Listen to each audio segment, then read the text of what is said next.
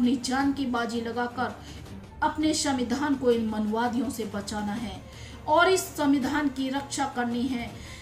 जब तक भारत का संविधान सुरक्षित है, हम सब सुरक्षित हैं। भारत की हर महिला सुरक्षित है, हमारे हक अधिकार सुरक्षित हैं।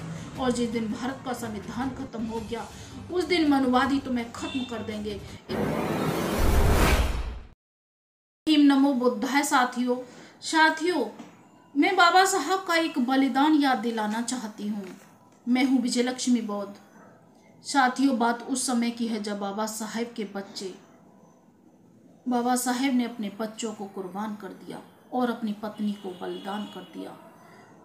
तो बाबा साहब के सहयोगी थे रत्तू नानक चंद जी, जो बाबा साहब की सेवा किया करते थे। तो बाबा साहब 24 घंटों में से लगातार 22 घंटे इस संविधान को लिखने का काम कर रहे थे। तो एक दिन रत्तू जी ने उनसे पूछा कि बाबा साहेब, आपको ऐसी कौन सी चिंता है जो आपको अपनी जान से बढ़कर है और आप अपने खाने पीने का ध्यान नहीं रखते हो? क्योंकि बाबा साहेब हमारे लिए संविधान को लिख रहे थे, तो वो बिल्कुल भी अपने खाने पीने का ध्यान नहीं रखते थे। तो रत्तू जी ने उनसे पूछा, तो बाबा साहब की आंखों में आंसू आ गए। बाबा साहब का शरीर झरझर हो चुका था और जो चलते थे तो रत्तू जी के कंधे पर हाथ रखकर चलते थे, क्योंकि बाबा साहब एक मधुमेह बीमारी से पीड़ित थे। बाबा साहब ने रत्तू से कहा कि रत्तू, अगर मेरे भारत का संविधान अधूरा रह गया तो ये जो मेरे 7 करोड़ अछूत बच्चे हैं, जिनके लिए दिन रात सालों मैंने संघर्ष किया है, वो बेकार हो जाएगा।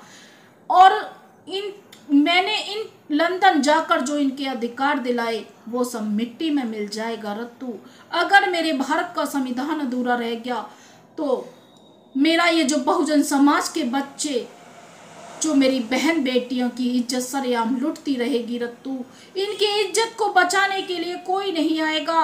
और ये जो मेरे बहुजन समाज के बच्चों की धड़ाधड़ मंदिरों में गर्दन काट दी जाएगी रत्तू, इन्हें बचाने के लिए कोई नहीं आएगा। बाबा कि मैं इसलिए इस संविधान को लिख रहा हूँ और इतनी मेहनत इसलिए कर रहा हूँ ताकि मेरे जी जो 7 करोड़ अछूत बच्चे हैं आराम से अपनी जिंदगी को जी सकें।